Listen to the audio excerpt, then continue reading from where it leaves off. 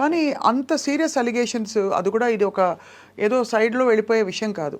ఒక పెద్ద కొరియోగ్రాఫర్ పెద్ద పెద్ద హీరోలకి అదే కదా మేము ప్రాబ్లము. ఇప్పుడు చిన్న పెద్ద అనేది ఎక్కడ లేదు. కొరియోగ్రాఫరే, కాకపోతే పేరున్న కొరియోగ్రాఫర్, అంటే లైట్లో ఉన్న కొరియోగ్రాఫర్. చాలా మంది కొరియోగ్రాఫర్స్ ఉన్నారు, టాలెంట్ ఉండి బయటికి రాని వాళ్ళు ఉన్నారు. ఇప్పుడు వాళ్ళ మీద మనం ఏమైనా ఎలిగేషన్ చేస్తే బయటికి వస్తాయా? మీడియాలో చేయరు కదా.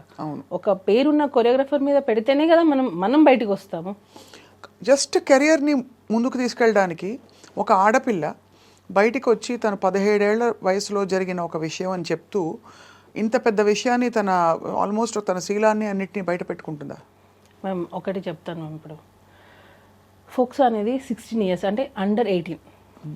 ఇది నేను చెప్పచ్చో లేదో నాకు తెలీదు. నేను ఈ కేసు గురించి మాట్లాడట్లా, జనరల్ టాపిక్ గురించి జనరల్గా నేను చెప్పాలనుకుంటున్నాను. అండర్ 16 అంటే మైనర్. 16 ఇయర్స్లో ఒక ఆడపిల్లకి నిజంగా సెక్షువల్ హెరాస్మెంట్ జరిగింది అనుకోండి. 16 years, 17th year, 18th year, 19th year, 18కి నువ్వు మేజర్, 18, 19, 20, 21, ఆల్మోస్ట్ 6 ఇయర్స్. 6 ఇయర్స్ నిజంగా ఒక అమ్మాయికి ఇంత హెరాస్మెంట్ జరుగుతుంటే ఈ రోజుల్లో పేరెంట్స్ కొడితేనే బయటకు వచ్చేస్తున్నారు. పేరెంట్స్ కొడితేనే ఇంట్లో పేరెంట్స్కి అగెనెస్ట్గా మాట్లాడుతున్నారు, నువ్వు నన్ను ఎందుకు కొడుతున్నావు అని. అలాంటిది ఇన్ని ఇయర్స్ నువ్వు ఇంత హెరాస్మెంట్ జరుగుతుంటే అసలు ఉంటుందా? ఒక ఆడపిల్ల ఉంటుందా? అంటే ఇయర్స్ తరబడి హెరాస్మెంట్ అంటే వాతావరణంలో ఎలాంటి ఒత్తిడి ఉంది అంటే అది నేను తలగ్గకపోతే ఆ టర్మ్స్ అండ్ కండిషన్స్కి నా కెరియరు నేనంతా పణంగా పెట్టి బయటకు వచ్చేసిన ఇదంతా వేస్ట్ అయిపోతుంది కాబట్టి భరిస్తూ ఉన్నాను. ఒక పాయింట్ అయ్యాక ఇంకా భరించలేని తను నాకు కూడా ధైర్యం వచ్చి నేను బయటకు వచ్చానని చెప్తుంటాను. జానీ మాస్టర్ చాలా మంది జనాల మధ్యలో పెరిగారు. నాకు ఇది క్వశ్చన్ అడుగుతుంటే కూడా నాకు అంటే ఇంత హెరాస్మెంట్ చేస్తారు జానీ మాస్టర్ అని అంటేనే అది ఆలోచించాల్సిన విషయం అది. ఎందుకనంటే తను 2000లో 2001లో వచ్చేసారు హైదరాబాద్కి. దానికి ముందు నుంచే డాన్స్ ఫీల్డ్లో ఉన్నారు. ఎంతమంది డైరెక్టర్స్ దగ్గర వర్క్ చేశారు, ఎంతమంది ప్రొడ్యూసర్స్, ఎంతమంది హీరోయిన్స్, ఎంతమందికి తెలియదు జానీ మాస్టర్. ఇన్ని సంవత్సరాలలో ఆల్మోస్ట్ 22 ఇయర్స్ అనుకుంటా ఇప్పటికి. అంటే 2000 అంటే ఇప్పటికి 25, ఆల్మోస్ట్ 24 ఇయర్స్. ఈ 24 ఇయర్స్లో ఏ ఒక్క అమ్మాయి అయినా జానీ మాస్టర్ నన్ను హెరాస్ చేశారని వచ్చిందా? ఏ ఒక్క చిన్న కంప్లైంట్ అయినా వచ్చిందా? ఎక్కడా లేదు. ఇప్పుడు డీ షో నుంచే వచ్చారు ఆయన కూడా. ఏదున్నా స్ట్రైట్ ఫార్వర్డ్గా ఉంటే ఇది నిజం, ఇది జడ్జిమెంట్ కూడా ఆయన అందరూ జడ్జెస్ ఎలా ఇచ్చారనేది నాకు తెలియదు. మాస్టర్ మాత్రం బాగుందంటే బాగుంది, బాగాలేదంటే బాగాలేదు. ఇన్ని ఇయర్స్ సినిమా ఇండస్ట్రీలో 24 ఇయర్స్ ఆల్మోస్ట్ ఈ కేసు పెట్టే వరకు 24 ఇయర్స్ మధ్యలో పెరిగి ఈ జానీ మాస్టర్ అనే అతను మన ముందు, అంటే నా ముందు, అంటే చాలామంది ముందు పెరిగారు. ఆయన కెరియరే అలా డిజైన్ అయితే వచ్చింది, కష్టపడి వచ్చారు. ఎటువంటి బ్యాక్గ్రౌండ్ లేదు, ఒట్టి కష్టంతో నమ్ముకొని వచ్చారు.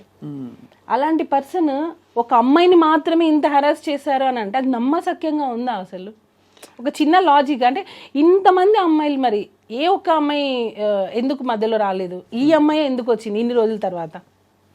అంటే ఇంకొకటి హనీ మాస్టర్ కూడా వర్క్ చేశారు. Honey master already press meet పెట్టి చెప్పేశారు, నేను వర్క్ చేసిన రోజులు నాకు ఎటువంటి హెరాస్మెంట్ జరగలేదు, నేను ఎప్పుడు అది ఫేస్ చేయలేదు. ఇంకా దర్శిని అనే అమ్మాయి, ఈ సృష్టి వర్మ అనే అమ్మాయి పనిచేసినప్పుడే దర్శిని వర్క్ చేసింది. దర్శిని కూడా ఎప్పుడు అలాంటిది ఫేస్ చేయలేదు. మనము ఇప్పుడు నేను మీతో ఇంటర్వ్యూ చేస్తున్నానంటే కెమెరామెన్స్ ఉంటారు, పక్కన పిఆర్ చాలామంది ఉంటారు. ఇంతమందిని చేసుకొని నేను మిమ్మల్ని హెరాస్ చేశానని అంటే అది ఎలా పాసిబుల్? అది ఎలా నమ్మగలుగుతాం మనం? చెప్పండి. ఒక్కసారైనా నువ్వు ఒకరికి చెప్పుకోలేకపోయావా? అంటే మీరు అంటున్నది హెరాస్మెంట్ జరిగి ఉంటే అన్ని సంవత్సరాల పాటు ఎందుకు అది హెరాస్మెంట్ అని పరిగణించి ఒక అంటే ఆడపిల్లలకి మామూలుగా ఏది బౌండరీసో ఏది నార్మ్సో కొంత తెలుసుకోవడానికి టైం పడుతుంది, కొంత టైం. అంటే ఇది ప్రస్తుతం వినబడుతున్న ఒక చాలా ఇంపార్టెంట్ పాయింట్ కాబట్టి అడుగుతున్నాను సుబ్రత గారు. దట్ ధైర్యంగా బయటకు వచ్చి ఎస్ ఇది జరుగుతున్నది. ఎందుకంటే పిల్లలకు కూడా ఎలా అయితే గుడ్ టచ్ బ్యాడ్ టచ్ మనం పెరిగిన వాతావరణాన్ని బట్టి ఇది ఒక అనుబంధం, ఒక రిలేషన్షిప్ ఏర్పడిందా, లేక నేను హెరాస్మెంట్కి గురవుతున్నాను? హెరాస్మెంట్ అని ఎందుకు అంటారు? ఒక విధమైన పవర్, కెరియర్ని ఇన్ఫ్లుయెన్స్ చేసే పవర్ ఉంటే అది హెరాస్మెంట్గా మారిపోతుంది. సపోజ్ వాళ్ళిద్దరు ఇష్టపూరితంగా, ఏ ఇద్దరైనా సరే ఇష్టపూరితంగా రిలేషన్షిప్ ఉందనుకోండి, హెరాస్మెంట్ అనరు కదా, అనరు. అట్మోస్ట్ వాళ్ళు మైనర్ పిల్ల అయితే డెఫినెట్గా ఇండిపెండెంట్గా కూడా వాళ్ళ మీద చర్యలు తీసుకోవచ్చు. ఇక్కడ అమ్మాయి మేజర్ అయింది. సో ఇన్ని రోజుల తర్వాత తన కెరియర్ని కూడా దాదాపు పక్కన పెట్టేసి తను బయటకు వచ్చిందంటే మీరు ఏం అనుమానిస్తున్నారు సుమా, చెప్పండి. మ్యామ్ టోటల్లీ నేను ఏం చెప్పాలనుకున్నా అంటే ఆ అమ్మాయి 2023 ఫెబ్ లాస్ట్ మా దగ్గర వర్క్ చేసింది. 2023 ఫెబ్ లాస్ట్ ఫెబ్లో తను 2023లో తను మాస్టర్ దగ్గర నుంచి వెళ్ళిపోయింది. అంటే 2024 అయిపోయింది. తను కేసు పెట్టింది అప్పుడు ఆగస్టు సెప్టెంబర్ 2024 సెప్టెంబర్. అంటే 1.5 years పెట్టలేదు అంటున్నారు. 1.5 year అమ్మాయి మన దగ్గర నుంచి వర్క్ నుంచి వెళ్ళిపోయింది. మన దగ్గర లేదు టోటల్. కానీ తను రెఫర్ చేసింది మాత్రం అప్పుడు జరిగిన సంఘటనే కదా మెయిన్గా. నువ్వు ఇన్ని రోజులు ఎందుకు ఆగావు మరి? ఈ 1.5 year గ్యాప్ ప్లస్ దానికి ముందు సంవత్సరాలు ఎందుకు ఆగావు? సరే నీ కెరియర్ కోసం నువ్వు ఉన్నా అంటున్నావు కదా, మరి నీ కెరియర్ నువ్వు చూసుకున్నావు, అప్పుడు నీ సెల్ఫ్ రెస్పెక్ట్ ఏమైంది? అంటే నీ వర్క్ కోసం నువ్వు ఏమైనా రెడీయా చేయడానికి? అంటే మీరు అడిగేది వర్కౌట్ అయినంత వరకు ఊరుకుని ఒకవేళ ఉండి ఉంటే అని ఆ తర్వాత ఎందుకు ప్రశ్నిస్తున్నారు అని అడుగుతున్నారు. వెళ్ళిపోయావు నువ్వు 1 year మోర్ దాన్ 1 year వెళ్ళిపోయావు. వెళ్ళిపోయిన తర్వాత నువ్వు ఎక్కడ కూడా నువ్వు మాస్టర్ దగ్గర రాలేదు, కాంటాక్ట్ లేదు అసలు నీకు. సో నువ్వు తర్వాత నువ్వు హెరాస్ ఫీల్ అయ్యావని ఎందుకు పెట్టావు? ఉండుంటే ఈ 1 year ముందే పెట్టి ఉండాలి కదా, అట్లీస్ట్ నువ్వు పోయే ముందైనా పెట్టేసి వెళ్ళిపోయి ఉండాలి కదా నీకు జరిగి ఉంటే. సో 1 year గ్యాప్ ఉంది, నో కాంటాక్ట్, నో ఫోన్స్, ఏమీ లేవు. ఎందుకనంటే నీ ప్రొఫెషన్ నువ్వు వేరే సాంగ్ చేసుకుని నువ్వు వెళ్ళిపోయావు. ఏ పాయింట్ మీరు వెళ్ళిపోయింది తను? యాక్చువల్గా తన బిహేవియర్ మాకు నచ్చలేదు. చాలామంది కూడా ఫస్ట్ నుంచి కూడా మాస్టర్కి చెప్తూనే ఉన్నాం, ఎందుకంటే ఆ అమ్మాయి బిహేవియర్ నచ్చలేదు. నేను ఇప్పుడు అవి చెప్పొచ్చో లేదో నాకు తెలీదు. సో బిహేవియర్ పరంగా మాకు నచ్చలేదు ఆ అమ్మాయి. నచ్చినప్పుడు మేము వద్దు అని అనుకున్నాం. నచ్చకపోవడం అంటే ఏంటి? అంటే తను చెప్పిన మాట వినకపోవడం, లేదు స్టెప్పులు కొంచెం అరగంటగా ఉండడం అలాంటిదా, లేకపోతే? అంటే మ్యామ్ నేను అదే అన్నాను, ఇప్పుడు మనం ఒక ఇంపార్టెన్స్ ఇచ్చాం కదా అని చెప్పి అదే లైఫ్ లాంగ్ కావాలి అని అనుకుంటే మాత్రం అది ఎప్పటికైనా మనకి ఎఫెక్ట్ అవుతుంది.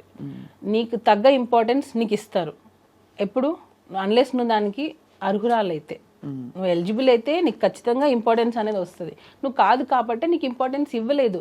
నీకు స్టార్టింగ్లో వచ్చింది నాకు ఎండింగ్ వరకు అలానే ఉండాలి అని అంటే ఇంకా మోర్ దాన్ దట్ కావాలి అని అనుకున్నప్పుడు దాన్ని ఎలా ఎంకరేజ్ చేస్తాం ఎవరైనా సరే? సో ఆ ఇంపార్టెన్స్ తగ్గడంతో తనే వెళ్ళిపోయిందా, మీరే వెళ్ళిపోమని చెప్పారా? మేము వద్దన్నాం, మేము వద్దు అన్నాం. యాక్చువల్గా తను ఏంటంటే ఒక్కొక్కసారి ఫోన్ లిఫ్ట్ చేయదు. ఇప్పుడు మనం ఒక కొరియోగ్రాఫర్గా అయ్యింది, యాక్చువల్ కొరియోగ్రాఫర్ కార్డ్ మేమే ఇప్పించాం ఆ అమ్మాయికి. యూనియన్లో ఫైట్ చేసి యూనియన్కి అగైనెస్ట్గా అమ్మాయికి కార్డు ఇప్పించిందే మేము. ఎందుకు అగైనెస్ట్గా వెళ్ళాల్సిన అవసరం? ఎందుకనంటే యూనియన్లో అమ్మాయి కార్డు ఇవ్వడానికి రెడీగా లేరు. నేను చాలా విషయాలు నేను ఇక్కడ పెట్టుకోనున్నా, చాలా విషయాలు నేను చెప్పాలంటే చాలా మంది ఫ్యామిలీస్ ఎఫెక్ట్ అవుతాయి. అందుకే నేను చెప్పాలంటే కూడా నాకు అంటే నేను చెప్పేస్తే యూనియన్లో 600 మంది ఉంటారు, వాళ్ళందరికీ ఎఫెక్ట్ అవుతుంది నేను మాట్లాడితే యూనియన్ గురించి. సో నేను ఆ మాటలు కొన్ని నేను చెప్పలేను, కానీ ఎప్పటికైనా అది బయటకు వస్తుంది.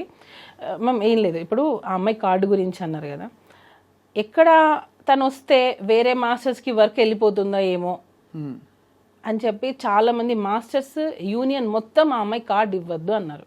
నేను వాయిస్ నోట్స్ అఫీషియల్ గ్రూప్లో, మా అఫీషియల్ గ్రూప్లో డైలీ మెసేజెస్ పెట్టాను. నేను ఆ అమ్మాయికి మీరు కార్డు ఎందుకు ఇవ్వరు, తన టాలెంట్ ఉంది. యాక్చువల్లీ నేను ఆ అమ్మాయిని ఎంకరేజ్ చేయకూడదు,